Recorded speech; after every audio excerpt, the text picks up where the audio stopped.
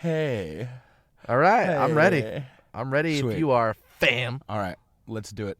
Hi, everybody. Welcome to CONSERVATISH episode 118. My name is Peter Feliciano, and I will be your host today, as always. Wherever you're listening to this, make sure you subscribe. Make sure you like the video, share it with your friends. Yeah. And you can find my and make sure you rate and review it. Also, you can find my music at iTunes, Spotify, Google Play, everywhere music streams, and you can download it as well. It's very good. And I was going to say it's pretty fucking good. Thank you, sir. Mm-hmm. In fact, you have also been. We'll get to that. Well, the only make problem sure with the also- album is that "Simple Girl" is the best song, and then Really? Why yeah, didn't you? Then there's why no have reason, you been? There's no why reason have- to listen after that.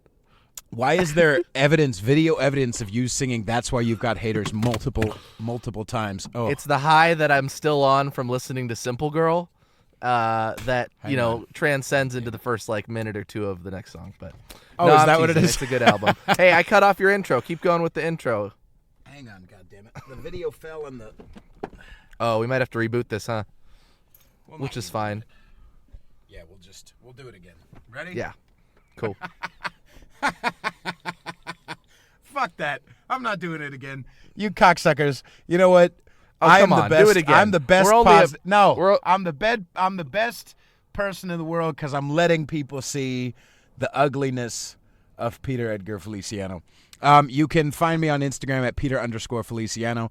You can find me on Twitter at Rule62Peter. Just do all the following and all that bullshit. Ladies and gentlemen, our guest today, Gradient, a.k.a. Thomas Hiura. Hiura, yeah. You would have nailed it if you didn't make a joke out of it. That but means it's all good. that means Hiura. sushi, right? Is that what that means? So starting out with the racism after minute 2.5. Okay, let's go. I'm into it.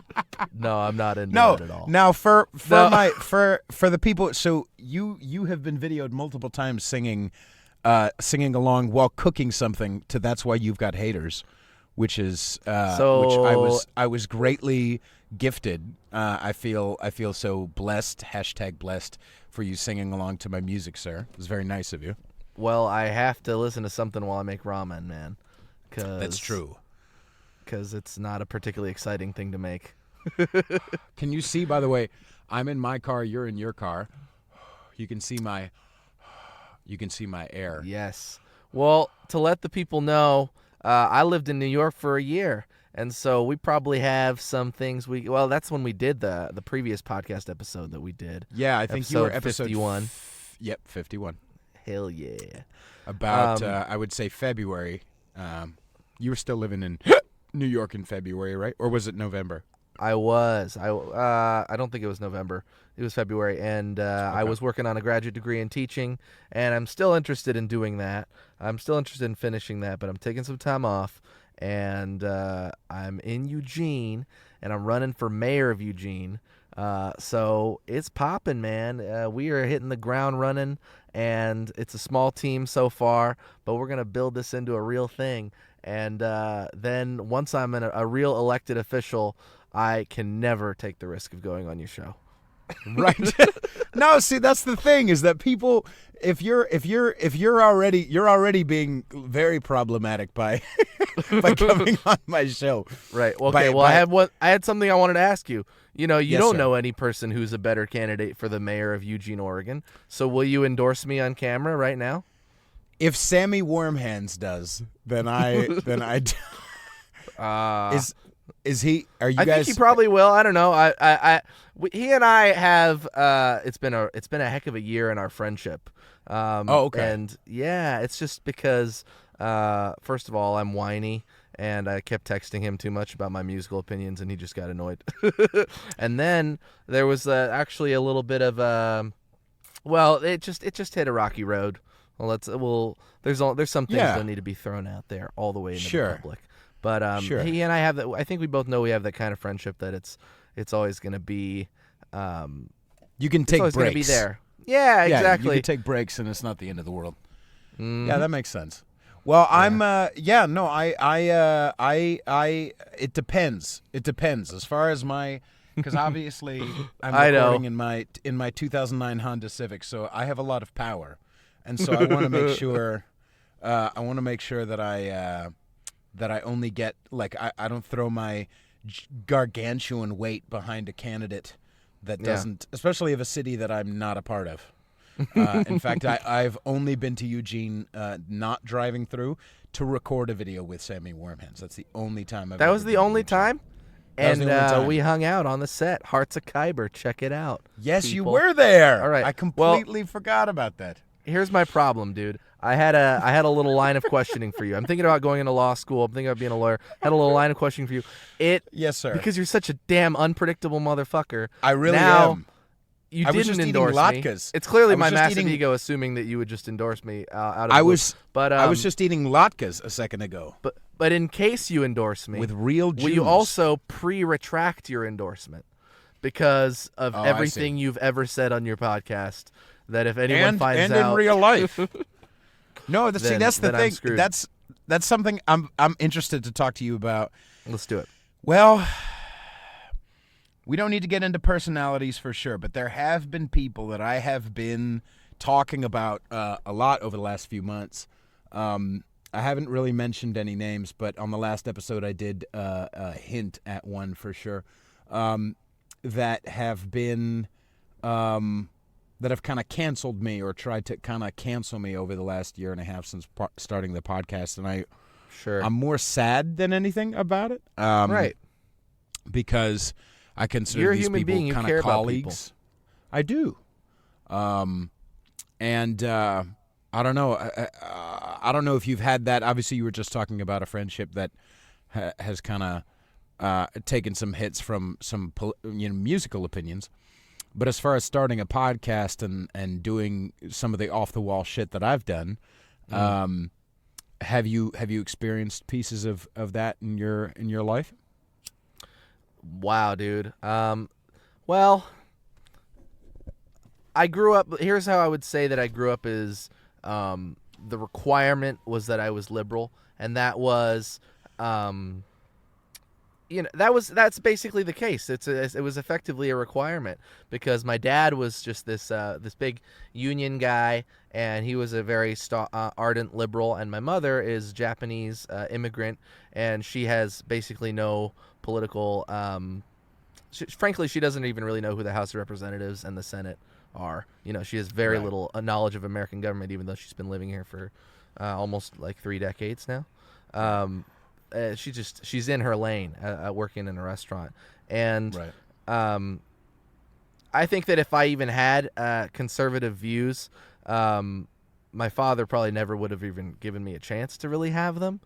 But it's an interesting thing because ultimately I don't feel like I am on the right on most issues anyway, So it's like, am I brainwashed in that I grew up like in Eugene, Oregon, of course, too, being a very liberal place. Was I, did I have autonomy in believing what I would end up believing, or was it something that I kind of had to do and that I kind of had to perform? One thing that I think is true is that we all tend to be performing our entire lives for each other. We see this more and more now explicitly because it's happening on a screen on our phones, like the way we post what we share. But the rules of engagement of society, we are all sort of adapting. Fulfilling those things all the time as we go around in the world. One reason why I think I like your podcast so much. Why did I say I think I like your podcast? I do like your podcast. That's all right. No, that's all right. One reason why I like what you're doing is you bring out the opportunity for people to have long form discussion, let's say one-on-one or in a very small group, and we can figure out like where we agree and where we differ, and that can be a real thing. But because you asked about cancel culture, I have deep experiences with cancel culture. I have very personal ones with friends. Are you willing to go into it? I am willing to go into it. I think, I think so. Okay. I think we may have talked about it. Yeah. I think we may have talked about it just very briefly, or maybe off the podcast last time.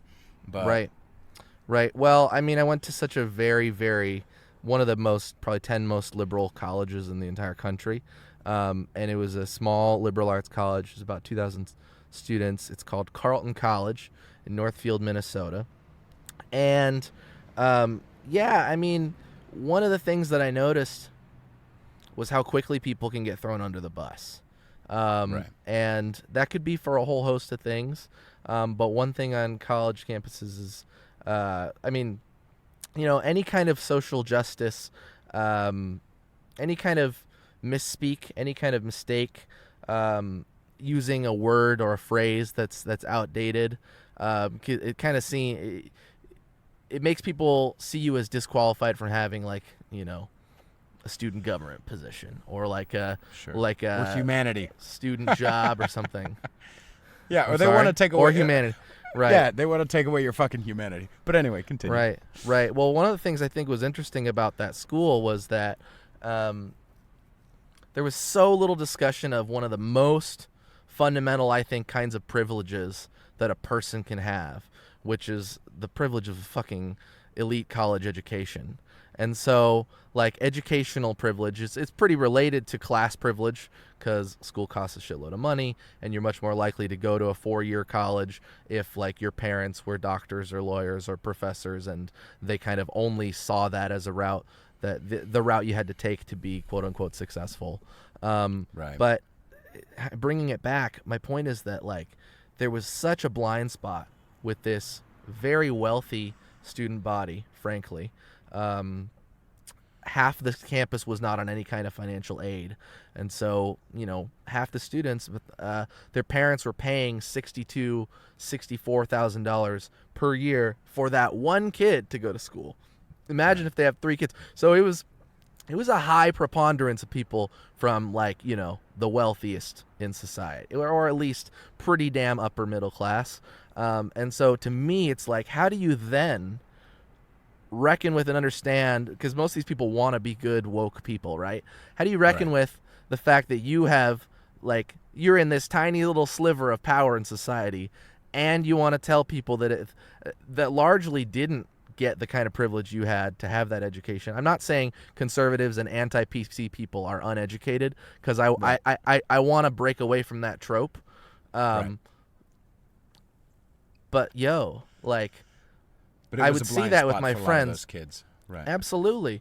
Gosh, man, how much do I want to get into it? It's your show. It's not mine, so that's good. I'm starting my own podcast.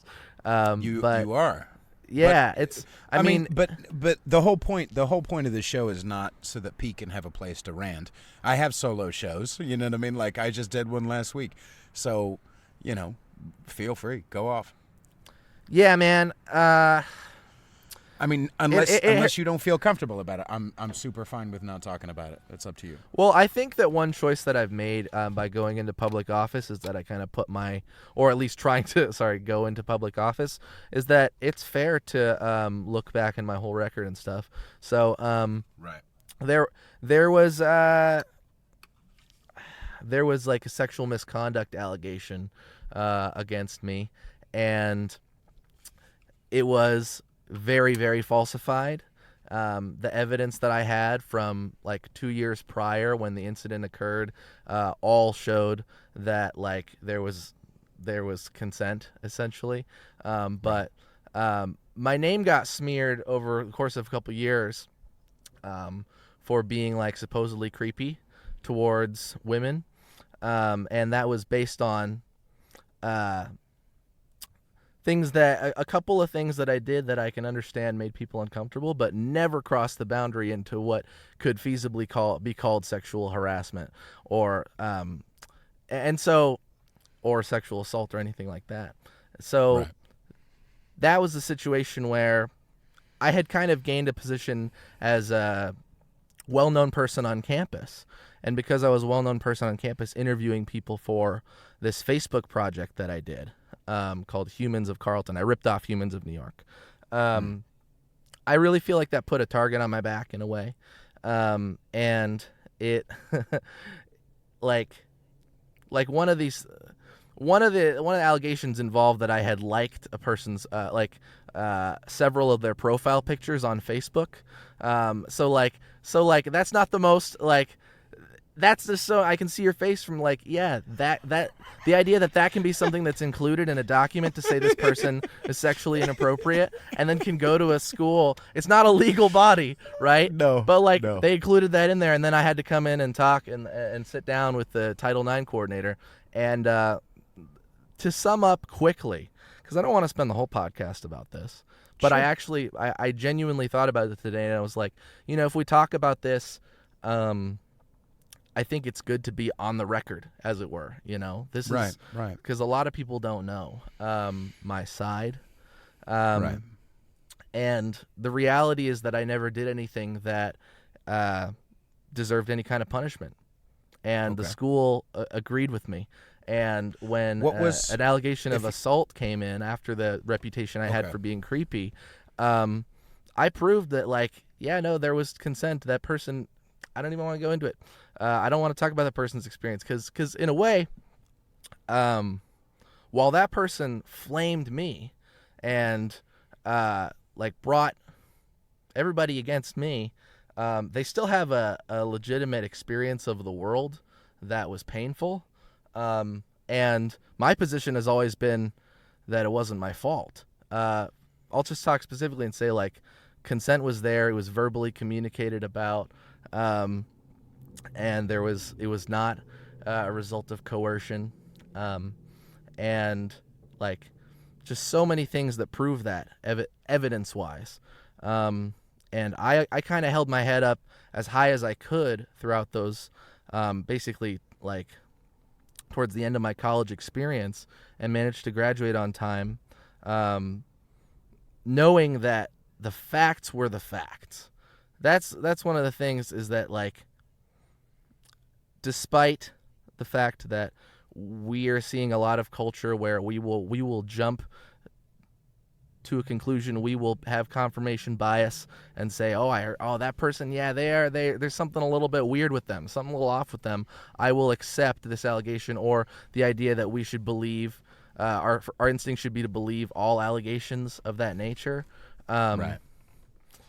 Yeah, I held my head as high as I could because I knew that I hadn't done what was being said that I had done, and I know that I can prove that if I need to. I have the documents to prove it. So basically, my point is this: there was an investigation, and I just presented my whole case truthfully, and the things that were being said about me were mathematically impossible, and there was the idea that the person was incapacitated. Well, they had drank one drink, and they had poured it themselves, and they said that meant that they, had to have been incapacitated for 5 hours. So it was all just a mess. And, I do get emotional thinking about it, because, I never wanted to be the villain in anyone's story. But Can I? And maybe you're not comfortable. I'm trying. I'm not going to be insensitive about it, but I will say, in a more sensitive way than I normally would if you weren't the person I was talking to who has this experience. Right. Just because someone's experience may be that doesn't mean that their perception was correct. Just because she had that experience. This is my personal view. This is not endorsed by by Thomas H. But I'm just saying it's definitely not endorsed. But go on. Right. Just because someone's experience is one thing doesn't mean they're not projecting past trauma on some new scapegoat. Just because they have that experience doesn't mean that that's correct. I've had so many experiences in my life, and not until years later, sometimes decades later, after doing writing and praying and meditating, and do I look back and go, oh, actually, that wasn't exactly correct. Or, you know what, as an example, I'm dealing with some issues, and I'm doing some writing around this old relationship that I had with this mentor of mine who was abusive. And he was abusive for years. And one of my part in it, not saying that he's clear on this because he's a real piece of shit. But part of my part was I found somebody who would bully me.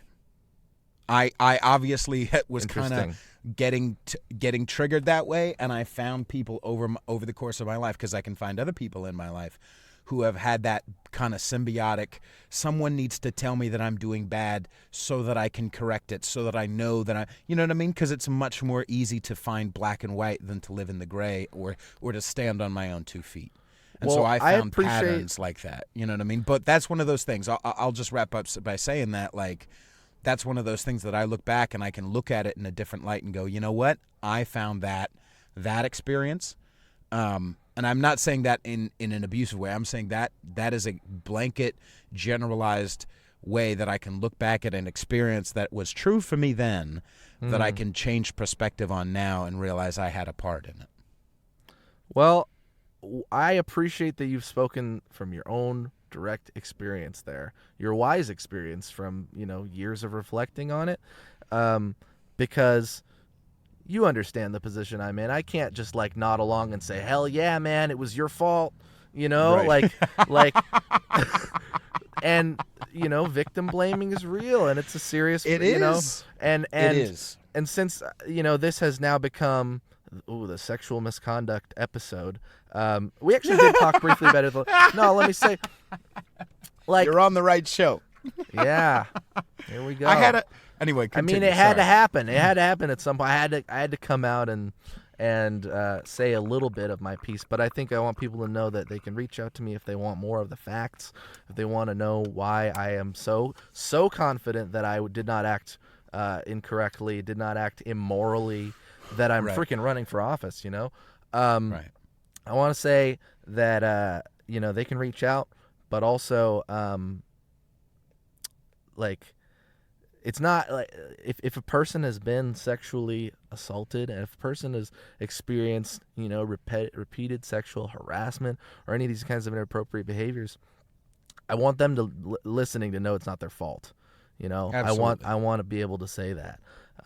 And my position on this is now kind of, I wouldn't say poisoned, but changed by the fact that my experience of the world with regard to these issues is really complicated, because I've experienced behaviors that are absolutely sexual harassment and things that if women grab my ass out of nowhere, and it's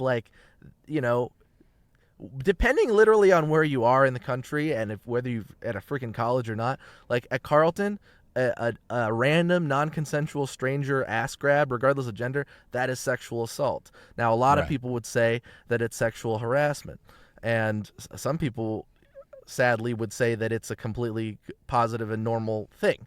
I don't think that's the case, but it's the terminology that we use, and the unfortunate fact that people all kind of get thrown into this umbrella is hurtful, and it was very hurtful for me, where I felt like I couldn't speak out about my experience, because I knew how people on campus were already primed to respond. I knew that people went after my friends for still being friends with me. People really went hard with it. I crossed the graduation stage in 2017, and people hissed and nobody applauded. So it was everybody in my graduating class knew that's the guy who supposedly got away with sexual assault. Even though, I could participate, I cooperated reasonably and positively with every step of the investigations. There were 4 investigations that went to a hearing that school year. I was the only one who they found completely innocent. They said that there was no behavior that I'm responsible for that was in any way a violation of sexual misconduct policy, because it wasn't. It was this idea that I was the woke misogynist. This is a term that people use sometimes on the far left or in the social justice left, is we say that person's a woke misogynist. They're performing. They know all the right things to say about consent. They might have a leadership position, but privately they're abusing people. Right. And I think those people do exist, but when it comes to when it comes to getting your feet in the fire, and not that all, especially not that all courts can be correct, and especially a kangaroo court that's not actually law can be correct. But I think if you're number one, you're proving that you're confident enough to, like you said, run for office, and also because, like I know my record. Yeah. And also because you were, it's I guess it's not exonerated because there wasn't any legal, any crime charges brought against you. The case would have been laughed at of court, dog. The next day they wrote in their journal positively about the experience, continued to write me positive notes with hearts, and we continued our relationship. It was after I was kind of smeared by people on an anonymous campus forum online that since closed, but they were shitting on me for years before any of those rumors came about, because they didn't like the way I promoted my music. They didn't like the attention getting personality that I have, and it's just like, that is one of the reasons. That experience with being so alienated by my own community, which is like the progressive left, frankly, that's my community. I'm still there on all those policy positions. I'm still there on supporting racial justice, intersectional feminism, rights of all oppressed groups. I'm there, but actually, one of the things that's been hard is that I'm more timid about building friendship, like having a friendship now with a person, and that's actually probably more true if they are very progressive, because I've been accused of sexual assault, and for some people that's all you need is if a person has been accused, then that's it, man. One of the passions of this show, and actually, let me just say real quick, I don't want to cut you off too much, please. But dude, here's a reality. I'm running on a position of humanity and tough truths, HATT. I just love a red hat. I just love the awkward gear shift from. Oh my gosh! All right, but here's a tough truth, dog. No, I'm all for it. I'm all for it. Right? Oh my gosh! No, at this point, I'm like, you shouldn't even put this out. I sound like such an asshole. I'm like, no. This thing, but now I'm running for mayor. Here's my merch. Okay, but for real, tough truth. Men of color are like disproportionately affected by the false allegations that occur. Like the left doesn't want to doesn't want to acknowledge that, but in the I've done a lot of research about it, man. And I'm not a black male, but this happens to African American men. This happens to people who are have some kind of marginalization that they already tend to experience that leads to them being, I don't know. It's a group of people that I don't even want to defend, because people who have been accused of sexual misconduct, I would say the majority of them, yes, they have committed sexual misconduct. I am like the 2 to 8%, dog. Like, and I don't want to say that I'm perfect, but those are the estimates, that between 2 and 8 allegations of sexual assault that go to court, between 2 and 8 are false. So I think you would probably assume that slightly more that don't go to court are false. So 2 to 8% of that go to court are actually false. Patrice O'Neill, which is a pretty significant amount when you're talking about millions of people. Patrice told this story on O&A a long time ago, of the reason why he was 17, and him and some friends ran a train on this girl who was 15. Okay, now it's not that much of a difference. You're 15, you're 17. That's about accurate. That's fine. Whatever. Mm-hmm. 2 weeks later, this douchebag who had heard about them guys running the train at school, this piece of shit, was like, hey, since you fucked those guys, why don't you suck my dick? You need to suck my dick or else I'll tell everybody. That's bullshit. So check this out. So she sucks his dick because she's afraid. Now That's she's terrible. crying, and the counselors or her parents, someone was like, what's wrong? And she's like, I was raped. Oh, and by the way, 2 weeks ago, ... Okay? So Patrice went to jail for fucking, or might have been prison even, for 3 months over a false allegation. Now, that was on his permanent record. You know what I mean? That blows. And it fucking really blows, especially because he was 17. You know what I mean? So anyway. It's one of the many ways that the criminal justice system eats people up, man, and it eats people up who, black and brown men, mostly, all sorts of other groups do it, but yeah, sure. Well, but I'm not brown, right? I'm half Japanese, so I'm not brown. I don't want to just throw myself in there, but like the whole person of color thing. You and I are both. Am I not? You and I are both halvesies. You know what I mean? Like fucking Benjo, dumb Benjo, fucking was like, oh, you're white. Fuck you. I know, man. I know. That well, fucking, he was definitely talking that about motherfucker. The that privilege motherfucker looks like experience walking out in he the looks public, like, but like he looks man. like Gimli, son of Gloin. So anyway, but the thing I wanted to say was that one of the passions of this show is humanizing the dehumanized. I love that. Have a passion for it. I fucking have a and I want to hear from lots of different people, don't get me wrong. And I do not have genuine ass racist motherfuckers on the show. I don't have genuine pieces of shit on the show. Now, but I have had the experience to most of when your I was a kid. You're a strange man. So I and then you've heard this story. When I was 15, I got sent away to the boarding school where I got sober.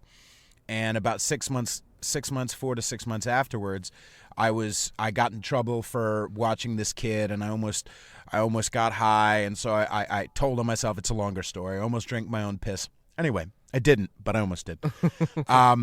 And the next day, I got in trouble, and I got sent to live in the main house for until I cleaned up my act or paid for what I did or whatever. So but I accidentally, I'm 15, 16, I think I was 16. And I walk into the main door or house with my bedding, and I could see into the girls' dorms.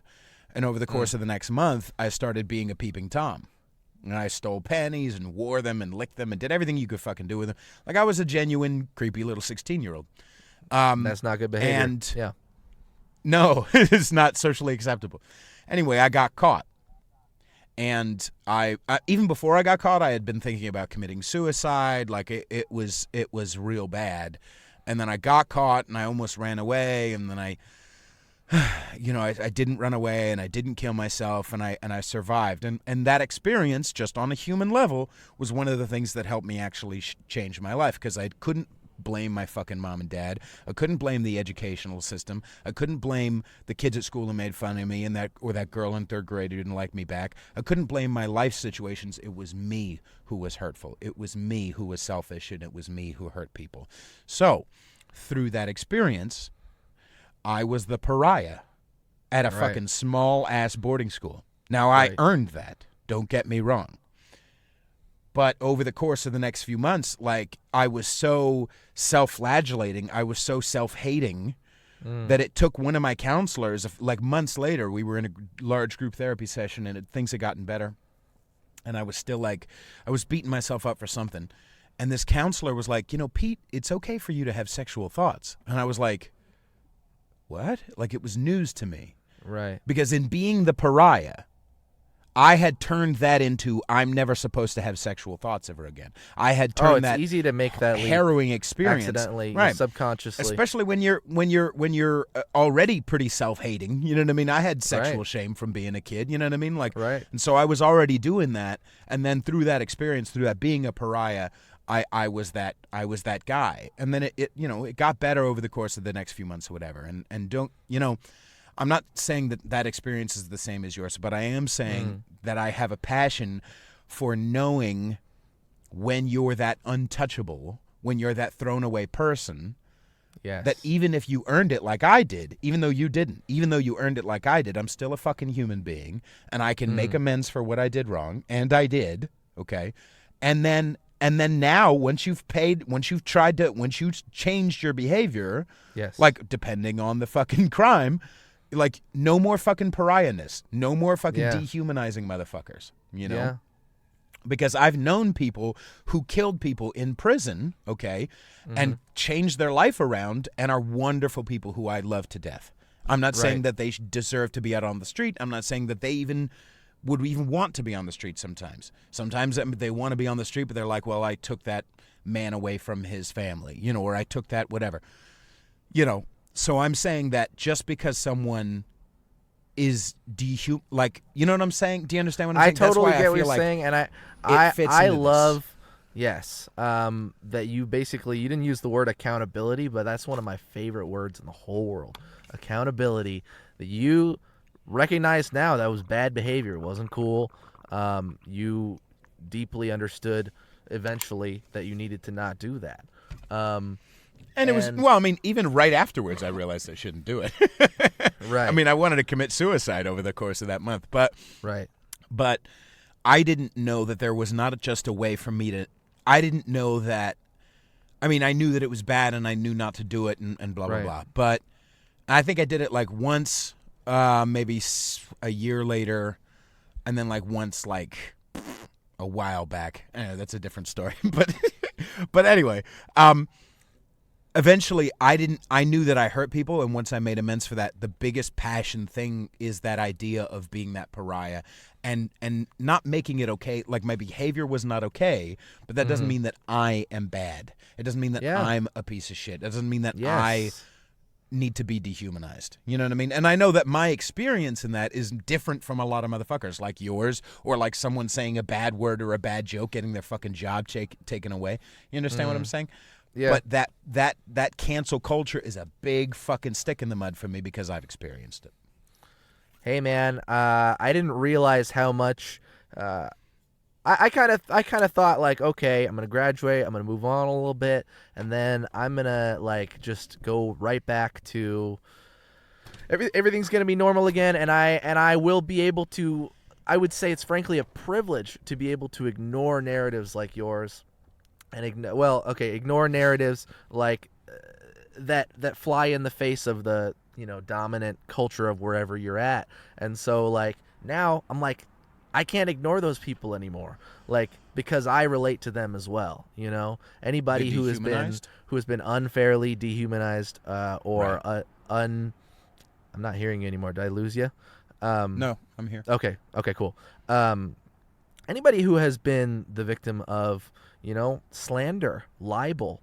I was gonna say we could get a little bit away from this topic by talking about Trump, but like, well, even to tie it into the current topic or the thing that I was talking about at the top of the show, being libeled for shit that, I mean, like, even though you and I disagree on a lot of shit.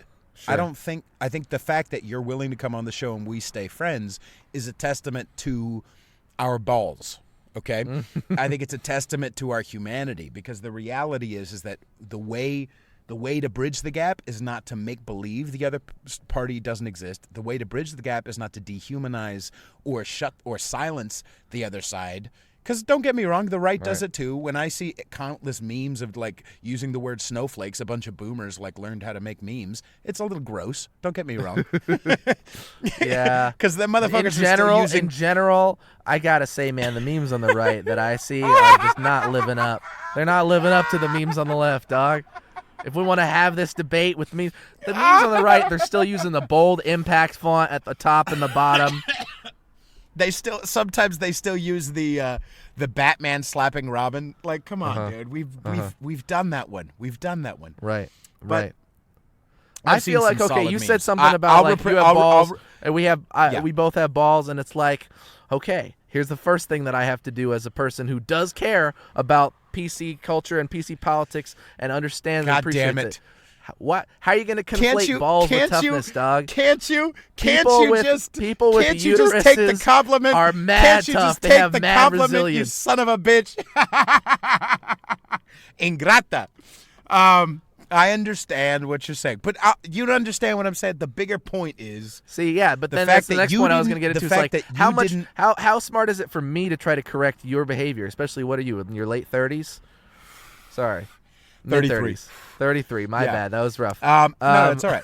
But you understand what I'm saying? I'm saying the fact that you and I can still be friends and be on the same show without being cunts. Like the fact is, there have been some people, not a lot, but there have been some people who wanted to cancel me, who wanted to libel me. Like when I'm like, and most of the time it's fucking white people, man. Most of the time it's fucking whites. It's privileged ass motherfucking white people who feel, maybe I think it's feel guilty for the fact that they love hip hop so much or have done hip hop so much that now they need to like. Gosh, I can think of like 2 or 3 people just from what you just said. Oh my God. And here's the thing: I'm so much better. Than all of you. Don't go to Seattle, man. I'm so much wonderful. One of my favorite things about trying to lead the city of Eugene is like, fuck yeah, I can big up Eugene and I can shit on Portland and Seattle all day, bruh, because their experiences don't define all of the Northwest, man. That's true. And there's a ton, and those are the most moneyed, entitled, privileged places where you then do build this culture of. Sometimes it's just being too sensitive, y'all. Dog, right. And when I lived in Portland and I would go out to Gresham and I would see, this was like 2008, and I would see man plus woman or marriage equals man plus woman. Yeah, that annoyed me. That's Gresham. But at the same time, a lot of those kids who are at privileged white ass motherfucking, even the black kids are white in Portland. Like even all those kids don't even talk to anybody. Wait, are you a quarter black or not? I'm curious. No, I'm like a 8% or something like. It's 8%, okay, tiny. But it might be sick. I don't know. The math is a little weird. You ever heard the phrase? You ever heard the word positionality? God damn it! No, I'm literally I have wondering. a feeling it's gonna annoy me. Yeah, I know. Well, I mean, but let me finish my point. Okay, you son of a bitch. I'll let you finish. What I'm saying is, the kids at those colleges don't have any experience with the people out in Gresham, just to understand that they're humans and that they mean well. Even if they're not doing well, they mean well. They think they're in the right, and not because they're just obstinate and everyone on the right. Like you said, those tired tropes. Like, they have good hearts. Even if they have a dumb bumper sticker, man plus woman equals marriage, they often, not all the time, but often they have a wonderful family life. They try to help people at the church, and they know gay people a lot of times. Just because they don't agree marriage should be man plus fucking woman doesn't mean that they 100% of the time hate gays. That's another weird fucking shit too. You understand what I'm saying? So I wish the motherfuckers in those colleges got to know some Gresham motherfuckers.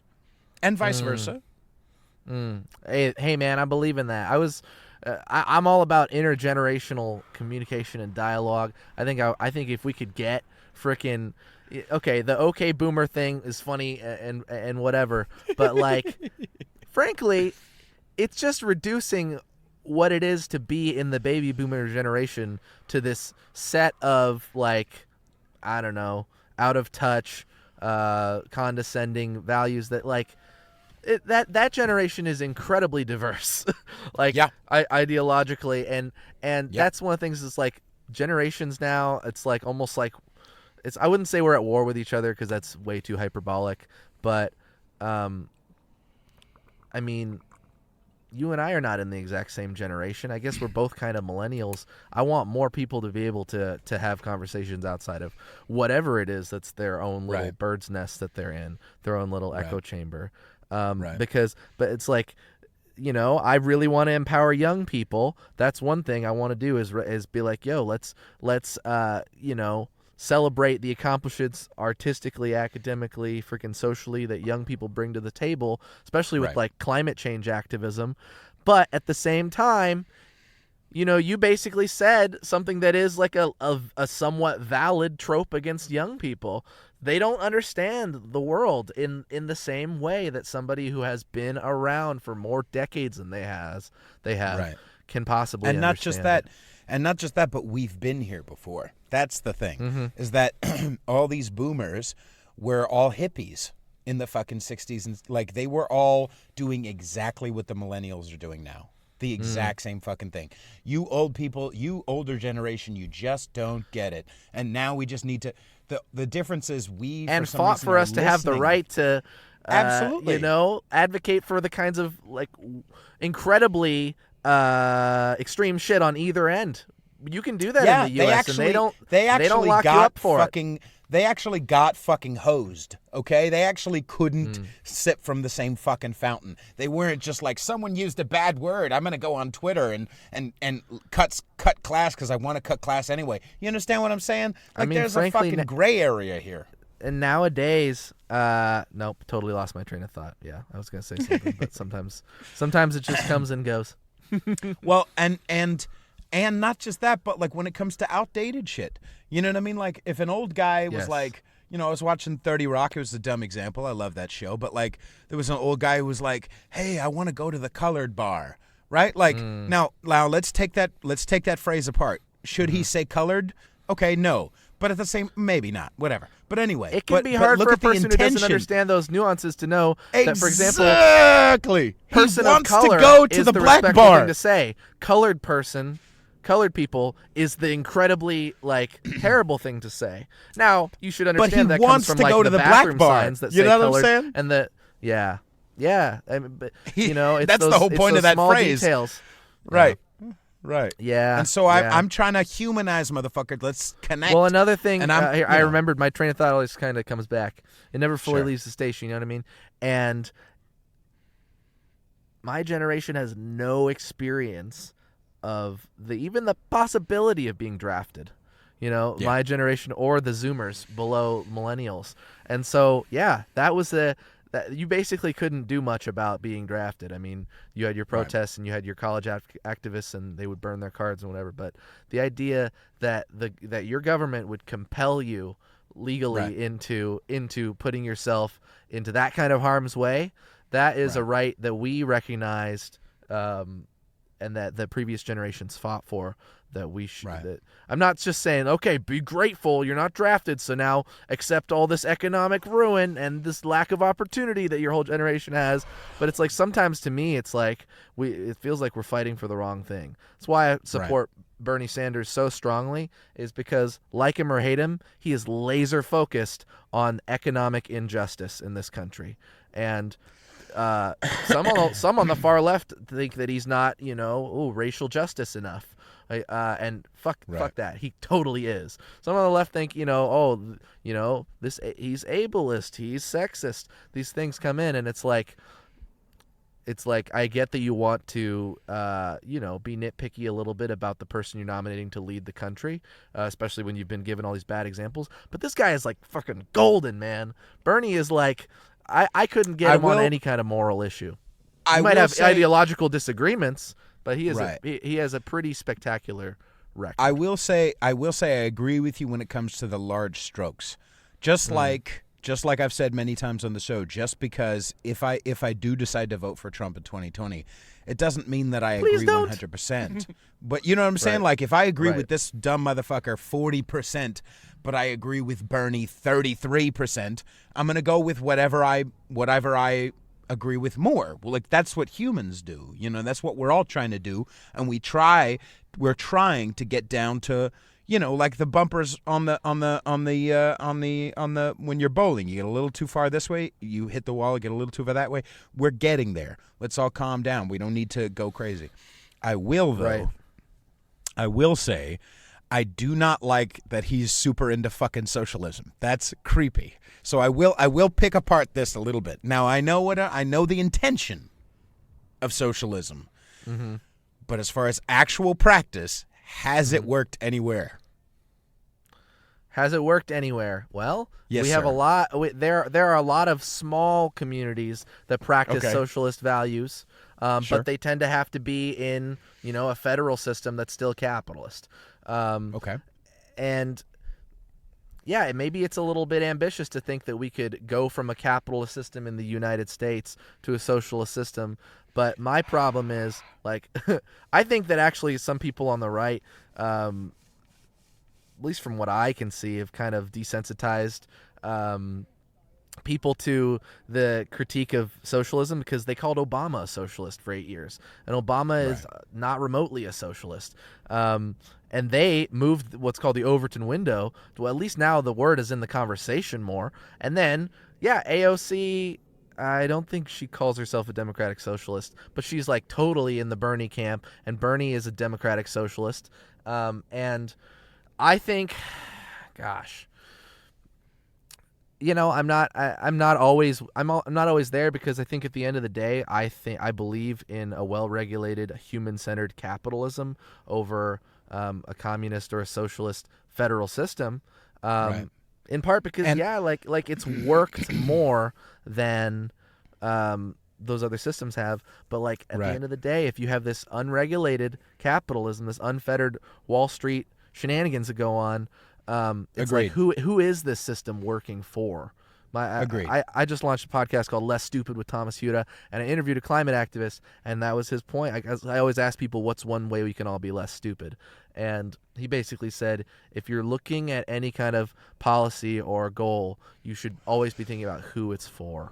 Right. And so, yeah, man. Now, I'm also Yang Gang. I love Bernie, but I'm also Yang Gang. But that's here's just one of because he's Asian. That's just because he's Asian. I have two responses to that. Look One, at that. Get that shit. Math you have hat, 18 baby. million hats, you motherfucker. So many hats. Pull out a sombrero so I feel more comfortable. But okay, let me say one thing real quick about Asian. Yes, sir. Okay. Asians are so divorced from political power in this country, Asian Americans. Have you been to Chinatown? Racism. Fuck that. Very have you been to Chinatown? They're still allowed to have plastic bags in Chinatown. They have power. They just use it specifically. All right. Right. Yeah. Sometimes I do wish my Asian homies would be a little more progressive, frankly. But okay, I look at the argument of Andrew Yang being an inexperienced political candidate. It's like, oh, where is he? He's just some businessman who's come out of nowhere, and he's got all this Asian support because he's the first Asian dude to really do this on the Democratic side, right? And part of me is like, yeah, because there's no other fucking path towards political power if you're an Asian American man. This guy balled out at Brown and Columbia Law and made his parents proud, frankly, and dropped out of being a lawyer because he wanted to help people and start businesses in forgotten cities in the country. It's like, in so many ways, this is like the perfect guy to go against Trump, as far as I'm concerned. But it's a valid critique that he doesn't have the right kind of experience. But I just have to go back to, like, we don't elect Asian people. They run. We just don't elect them. For example, in Oregon, the state government, Oregon is a Pacific Northwest state. We have Asian communities. We have many of them.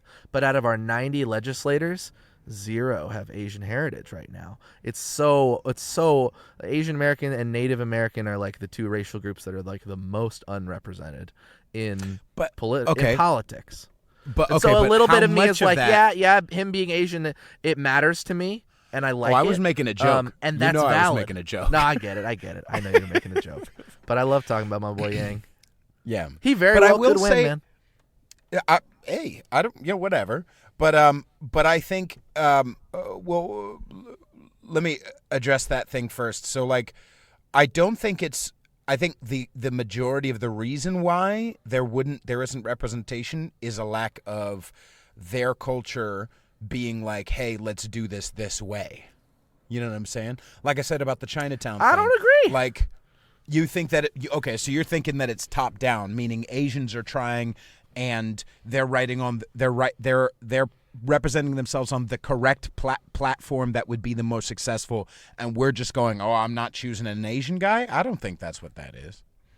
Man, look at the way that Yang is just seen as a joke. Like, he's so much because it's wild to me how from the first few months of him having any kind of national media attention, polling at less than 1%, the prevailing critique, everybody's like, oh, this guy's way too data focused. He's numbers. He's a numbers guy. He's a tech nerd. You know, he doesn't have that inspiring charisma.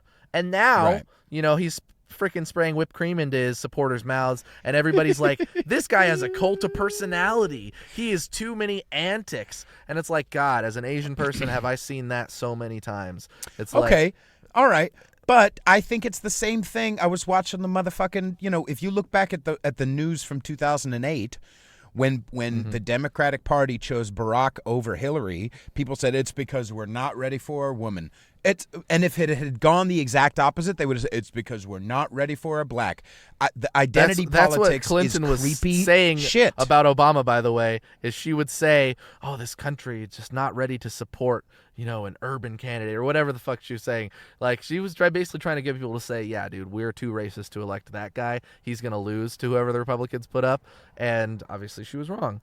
Right. So that's what I'm saying. The identity politics, we need to squeak away from that. Now, I get it.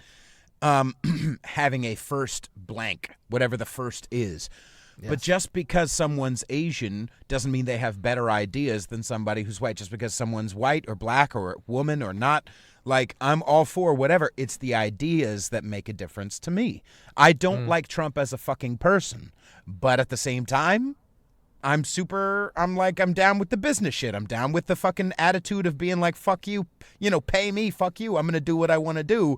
And I'm not going to be like bowled over by the cancer culture. I'm down with the anti-fucking socialist stuff. I'm down with the tightening up. Now, I'm not saying unfettered capitalism, but I'm down with the understanding and the love of, and correcting, yes, but also fucking going back to that root of capitalism. I'm down with. So again, right. That's what I'm saying. It's not him as a fucking person because he's a slimy douchebag. I'm saying it's about the ideas.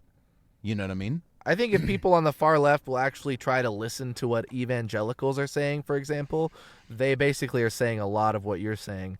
That, okay, you can tell me as much as you want that this guy has done immoral things, and you can tell me that I am now a moral hypocrite, but he is still fighting for evangelicals as like a political bloc, as an identity unit. I just use the word identity because people like to say, you know, don't do identity politics, but like people on the right have their own forms of identity politics as far as I'm concerned. That's true, but two wrongs don't make a right. I'm not saying that. I'm not saying that the right doesn't do it, but I'm saying to the point of the Yang Gang thing, to the point of the identity politics, what matters most is the ideas. A lot of the motherfuckers who voted for Trump, not all, but a lot of them motherfuckers also voted for Obama. Otherwise, Trump wouldn't have won. Right. Well, enthusiasm wins elections because a lot of the people like to say the country is so divided, and there are elements where, we are getting really toxic, but at the same time, we've always been pretty staunchly bipolar, bifurcated, divided in two, and it's revealing itself a lot more recently in a public way, in like a you can't avoid looking at it way. Right. Man, sometimes I talk and then I lose what I was really going to get to with my thinking. This is why this is good practice for all the political stuff. I'm the one who's helping you practice. God bless you, man. Yeah. I don't think any of them are going to talk about being peeping Toms and say the N-word. Continue. I was going to ask you, how black do you think a person does have to be to say the N-word? But then you probably say that, you know, anybody can effectively use it in certain contexts. Yeah, it's all about context. That I can agree with. The context matters, but yeah, when I'm rapping along to some old school Jay-Z, I'm not doing that word, man. And I get that. Hey, everybody's. I just knew going into this. I know I'm gonna fucking. I just don't want to be caught for nothing. I'd rather be all out on the table. I'm not running for office. I'm just like, you know what? Fuck it. I'm gonna be all the way out. You know what I mean? I'm gonna go for it. I remember what I was going to say. It was about like enthusiasm, and enthusiasm wins elections, because there is a lot of people. You have to convince the swing voters, and frankly, Yang like literally names them in every goddamn speech. It's like Pennsylvania, Wisconsin, Michigan, Florida, Ohio. You have to convince those people, and you need somebody that actually inspires, frankly, a movement. That's why I don't think Warren has enough of a chance. Biden doesn't have enough. If Biden were to go against Trump, I think Trump would flatten him, frankly. I don't think Buttigieg has a chance, but when I look at the candidates that have actually riled up an enthusiastic group of supporters, it's Bernie Sanders and it's Andrew Yang and it's Donald Trump. And so I'm almost certain that one of those three people will be elected. Well, part of the reason why I'm down, like, I haven't done enough research, certainly not as much as you. But I don't what's his face? Yang, Tulsi Gabbard, they don't bother me as much because they're not banging the drum of identity politics. They're they not understand as much, exactly what you're saying. As much. Right. They're saying, you know what? There are people that we need to court from the other side who like Trump on his economic, even if they don't like him as a fucking person. And the fucking, I'm sorry, but it's a fucking trope, but it's a fucking reality. The motherfuckers like Hillary and Biden, who have been in there for a long fucking time, do not want shit to change. They do not want.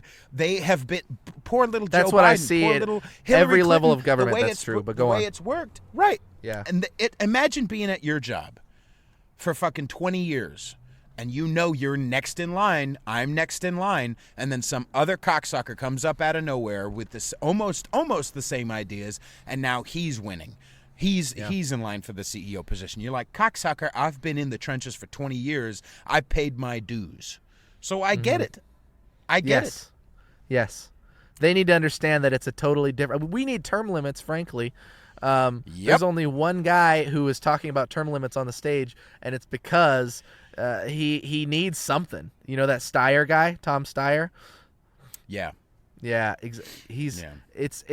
It's a really brilliant and sad, in my opinion, like disgusting case study in how money still just runs so much of politics, big money. Right. Like this guy just runs ads, targeted ads in certain states, and then just is polling way high, even though he came out of nowhere, and doesn't frankly have a very coherent message. So anyway, but the thing is, though, I actually do kind of like Tom Steyer. But in a way, I want him to go away. But I feel like a hypocrite for that, because people want Yang to go away. People want everybody who's not the big three or four, including Buttigieg, to go away, so we can like narrow down. That's what I see on the left, and that's what I want for Steyer. But I don't know, man. Like Yang, one thing you said is it's about the ideas and not like what race a person is and whatever. And I just think Yang has some of the very most incredible ideas I've ever seen put forward. I don't think $1,000 a month will happen in the current Congress, but I think you set a precedent to say like 400, 500 or something like that. That could pass if the guy actually gets elected, as that's his number one policy. But for example, changing the metrics of GDP, so we still use gross domestic product to basically say how well the country is doing.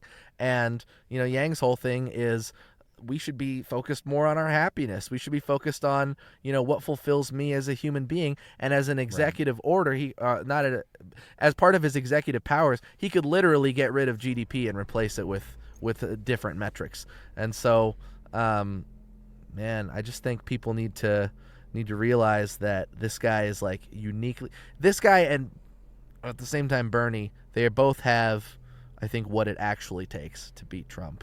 And one of the things that's so frustrating is that the 2016 election was, even though Clinton got about 300 million more votes, it was still a huge referendum on, frankly, a lot of attitudes on the left that I think look down on middle America. And so what frustrates me is we could receive that big notice and be like, oh, so this really, really this guy who is basically exciting racism. I don't know if you know, whatever you say, Trump's a racist. You say whatever you say, he's not. He's exciting racism. He's exciting bigotry. He's exciting anti-Semitism, and he gets elected. And wait a second. All right, continue. Yeah, man, I'll say it. Do you know how much shit he's gotten for being too pro-Israel? Do you know how much fucking shit he's gotten for moving the capital to fucking? Do you understand what I'm saying? Like, do you know how fucking? But that's the reality is you can be pro-Israel and be an anti-Semite. Like, I know that's like, like you can have anti-Semitic tropes live Jews are not deeply stupid. in our society. Jews are not stupid. A lot of fucking Jews, especially Jews in Jerusalem, like his ass. Yeah. Yeah, fair. I'm just, the thing about him versus his supporters, it's like anybody who has like a rabid fan base. I'm talking about people who self-identify as like Trumpers or Trump supporters or, Keep America Great people. And, they either share shit online that's anti-Semitic or they could go and commit hate crimes. I'm talking about those specific people. But it's like at a certain point, what do you do with that? Well, I guess Trump could denounce them more, but we're talking talking too much about him. He did denounce, yeah, maybe. But as far as to wrap up on that point, like, I do think the reason why people like Yang and whatever, like, that's not. I don't think that's going to change anytime soon because they're still wrapped around Biden and Hillary and people like them. And and it's creepy. But the other reason why is because, as you already saw, when fucking Dum what's her face, the black lady, when she the person I said was my number one, Kamala Harris. Last time on the podcast we ended it, and I was like, she's probably my number one right now, and you're like, oh, gross.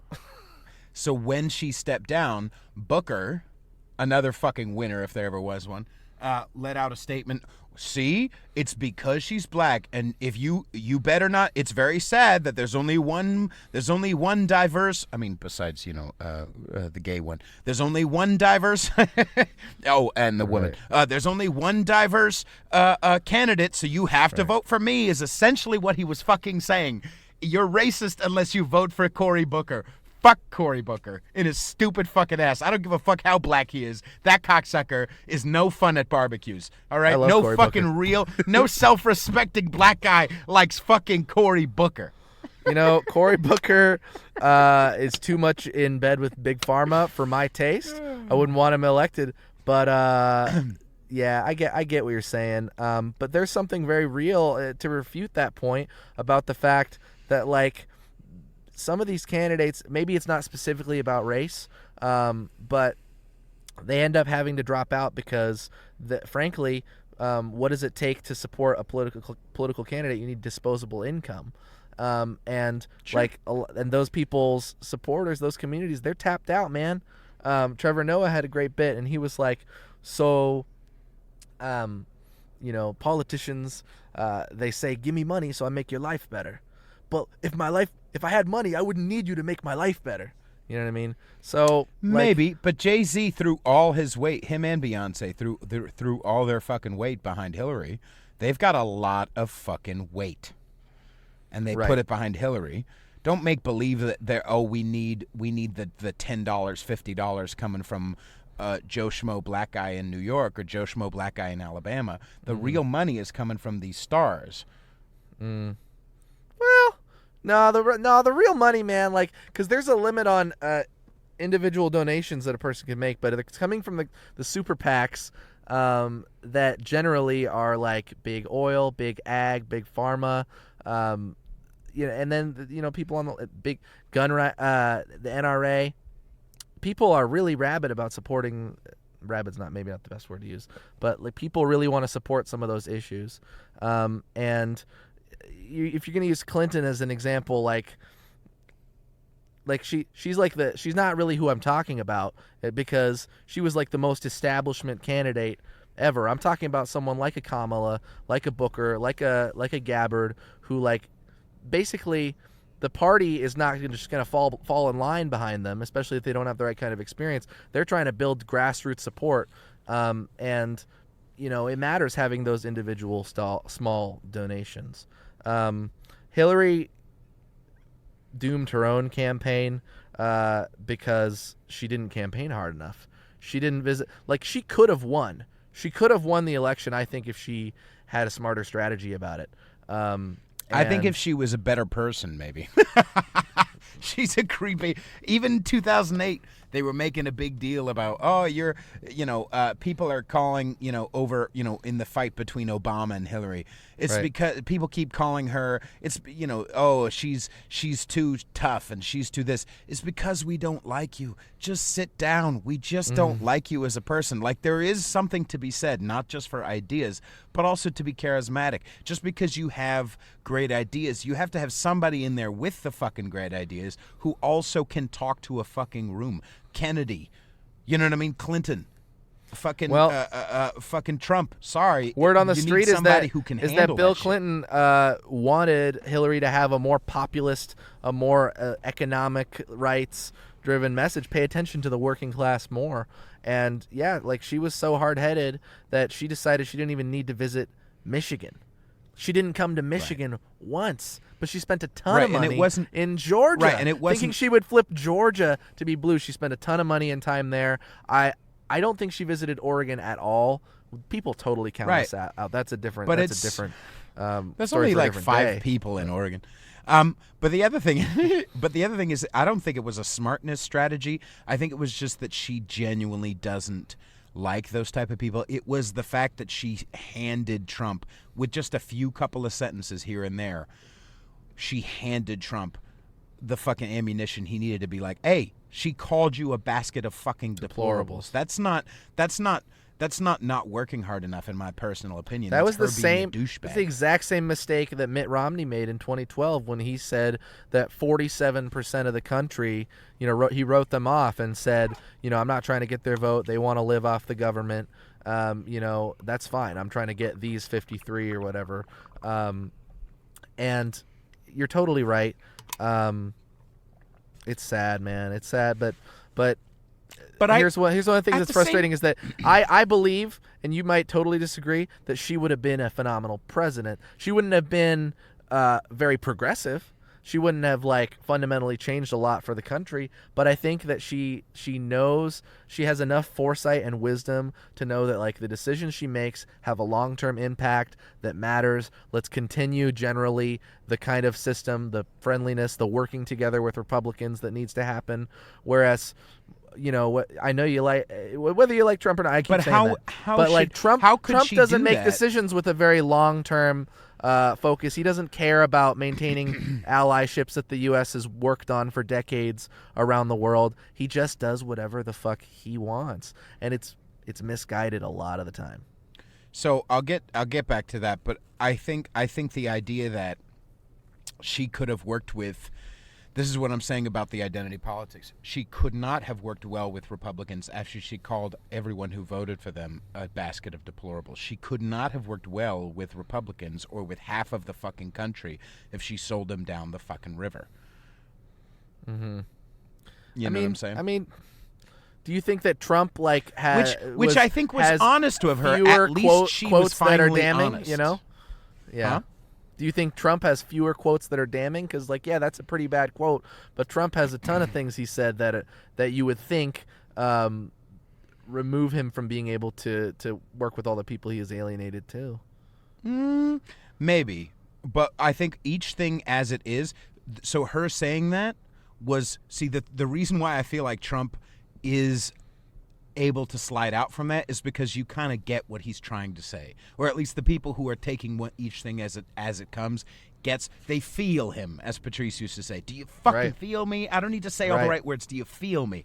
And if we're coming at what she said, basket of we feeling you, Hillary. We feeling you, because she really doesn't like those motherfuckers. She doesn't like it. The reason that was stupid was because it's almost like she thought she could condescend those people into better behavior. It's no. If you literally hate the fact that they believe what they believe and they support what they support, humanize their ass and like level with them and go to where their factories they're working at and where they're and actually make that happen. Right. I don't know, man. It's as far as Trump though, what specific things? Because there have been some things I do take whatever the media is telling me to be mad about. I mean, I've always been that kind of guy. Anytime a large group of people wants me to believe something, I immediately take the other tack and start to go, meh. So, like as an example, there were good people on both sides. Let's take that one. Is that one that you feel is damning? Man, that's one of those where it's like. Okay, what I think is damning is let me not even respond to that because I don't. What I think is damning is like making up a shitty nickname for like everybody who has done anything that's even a little bit annoying towards him. Like those are the kinds of schoolyard things, I kinda like that. Little Marco, freaking Crooked Hillary, Crazy Bernie. Those are the kinds of things where it's like, oh, you're gonna be the one who says now that you are. Oh, I'm so attacked. I'm so attacked. Never has there been such an attack. It's a witch hunt. And it's like, dude, you can't do the tactics that alienate people and then talk about how you're facing all this alienation and obstruction. All right. The problem with Trump is like he's Touché. pure partisan. Obama was not pure partisan, and you might be able to point to like one or two like little things where whatever Trump isn't partisan, but Obama's mistake, in my opinion, was in the first couple of years of his presidency. He had the House and the Senate, so he didn't have divided government. He could have passed so many things, and they did pass a lot of bills, but they didn't change a whole lot. It was mostly small stuff, and Trump, and because of that, Obama's whole idea was I'm gonna tack to the middle. And it didn't work because Fox News hated him. The Tea Party movement happened. They hated him. They smeared and so then he lost control of the Senate and he never got it back. And right. So the big and the House, the big change, the big lesson then is not from top down. The big lesson is from bottom up, and that's why I'm doing shows like this. That's why people like Dumb Joe Rogan are successful, because he has people who say wrong things like Roseanne on and humanizes them. That's why shows like this are, because we're changing from the bottom up. Humanize motherfuckers and stop nitpicking and stop, you know what I'm saying? So, just because you disagree, and you're certainly not going to fucking tell me that I can't say certain things. Fuck you. I will never shut up. From listening to this fucking show. I'm sure you don't think that you can literally, you don't think that you can say anything in every context, right? Like you say, when you draw a hard line, if you're a free speech absolutist, then I would almost say there's no way that's true that you really are, because of course there's some things that you can't say, you shouldn't say. Yes, but it's not because no. Can't say, shouldn't say are different things. Shouldn't say depends on if I'm around a black guy who I don't fucking know. No, I'm not going to say the N-word. Right. Because I don't fucking know them. But that's not because I think it's morally objectionable. It's because it's like when I'm at the fucking restaurant and there's two little old white ladies and I go, "What's up, my nigga?" Like, it's a different context. I respect them enough to go, you know what? Let me come down to their level. I bet they laugh and almost all the time.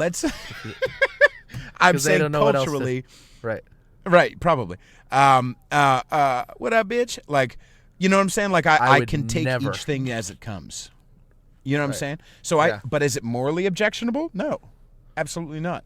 But I think, and that's not me being afraid. That's me being conscientious. That's me. Why would I try to put my fucking values on this person? You know what? We've all agreed to drive in between the white lines on the fucking road. Sure. You know what? I'll drive on the white lines in the road. You know what I'm saying? That's essentially what it is. It's the cultural version of that. It's the vocabulary version of that. But outside of that, when I'm on my fucking show, when I'm with my friends, when I'm, you know what I'm saying?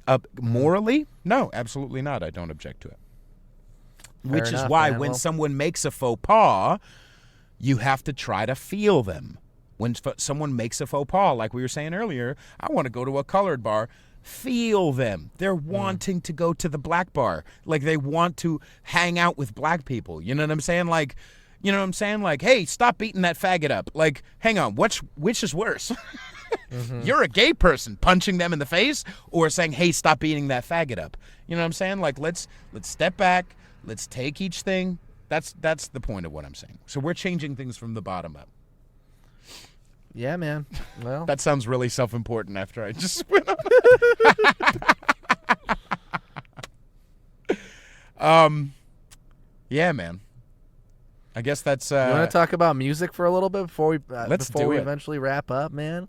Are you working on anything else? Because I feel like as a musician myself, it's impossible to just turn on songwriting. It's also impossible to turn off songwriting. I just have ideas. They could be anything in my day, and I want to jot it down. Or if it's musical, I'll do a voice memo. If I don't listen to a podcast or to music, like if I have my headphones out and I'm walking down the street, within 5 minutes I've got a melody, and I could jot it down, and sometimes I do, but then I haven't done a fucking thing with any one of those melodies in a long time. Right. Now, whatever those 9 songs were from this last album, from my first album ever, literally probably 10,000 different voice memos created those 9 songs. You know what I'm saying?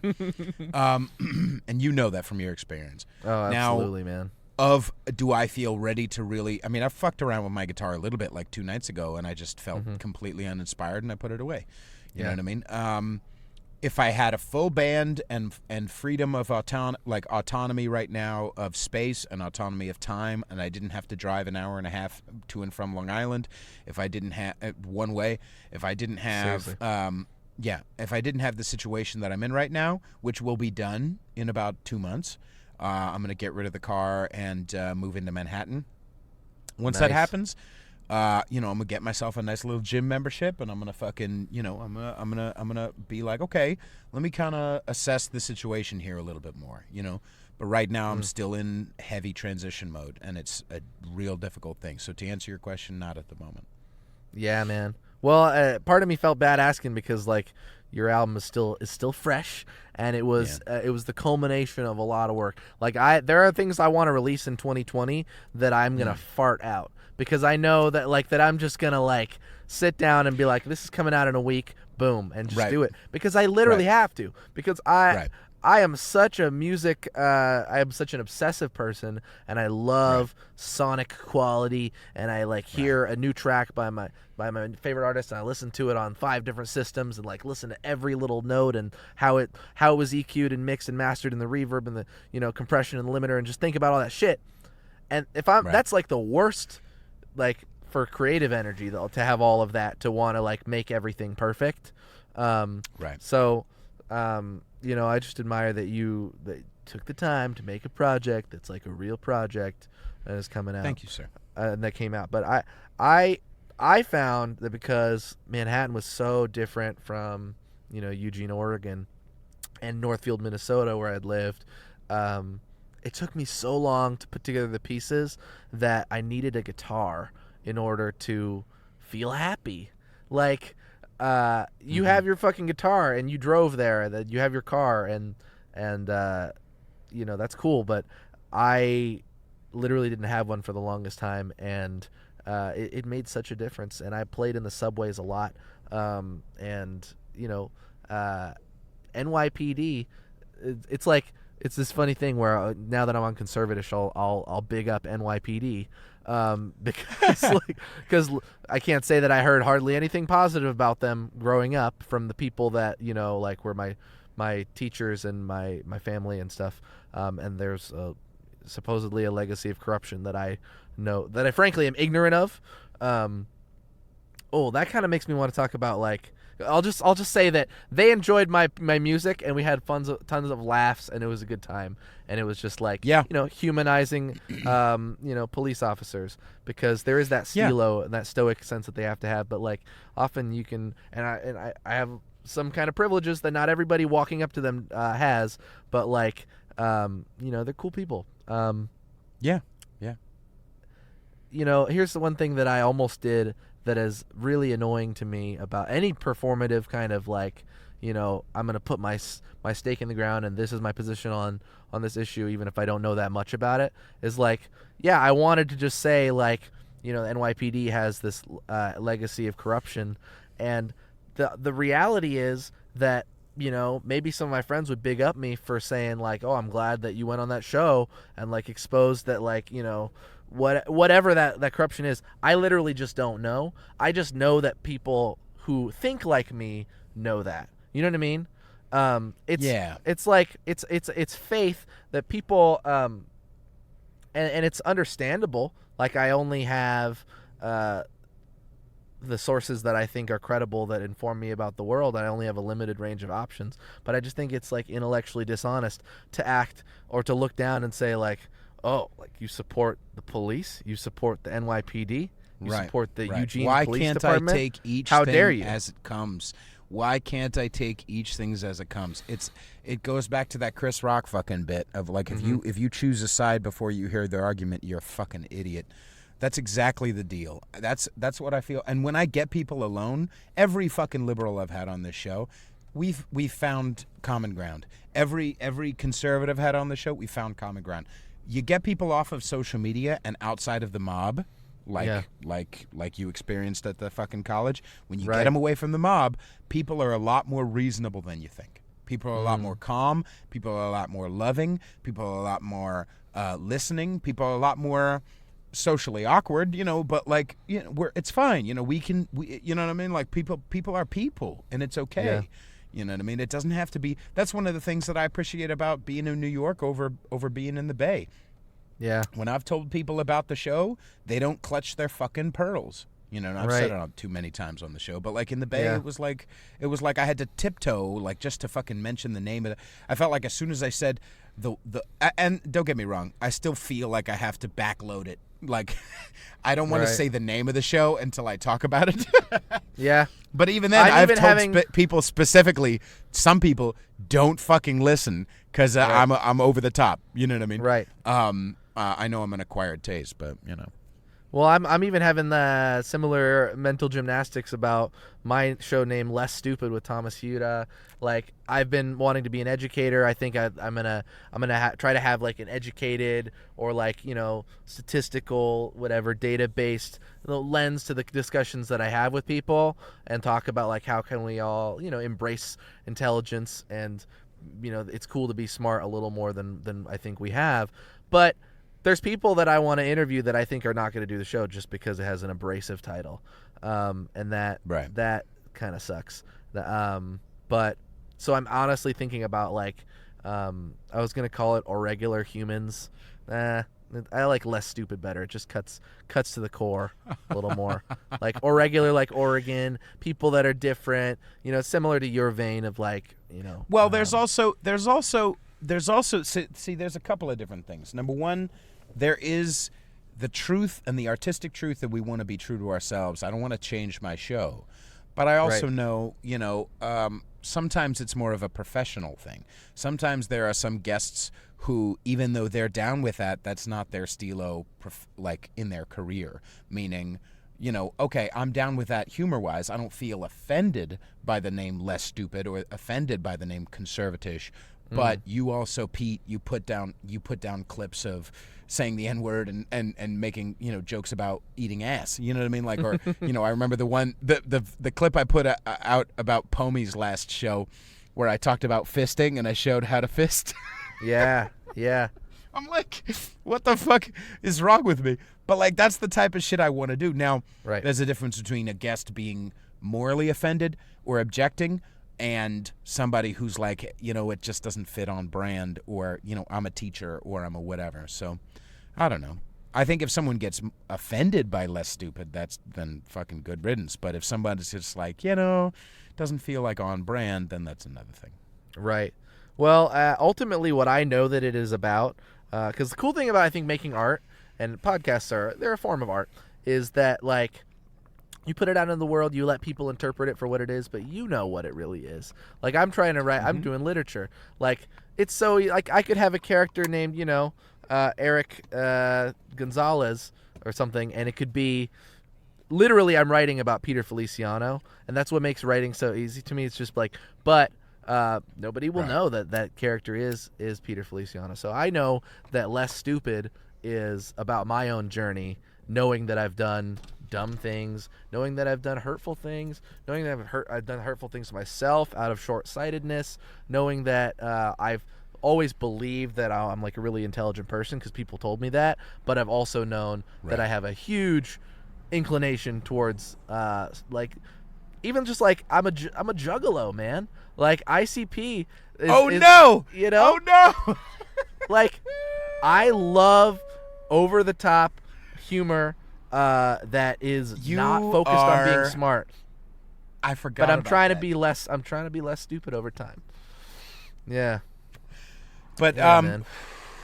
Did we talk about Necro too last time you were on the show? We did talk about Necro. Dude, there's a guy I just listened to yesterday who he went on my old Carleton College that school's radio station, and it's funny because he graduated from the school in 1990, and like he was just name dropping all these people he's interviewed. He was a music writer.